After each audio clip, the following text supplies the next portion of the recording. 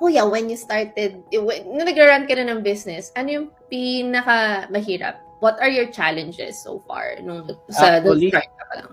yung system, yung paano mo i-organize yung sarili mo dahil ako one-man show nung nagsisimula.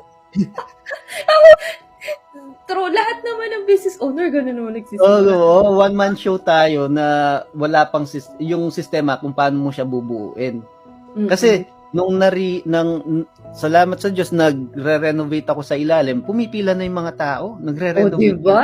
Oh my God. Hindi kasi malapit lang yung isang lugar lang.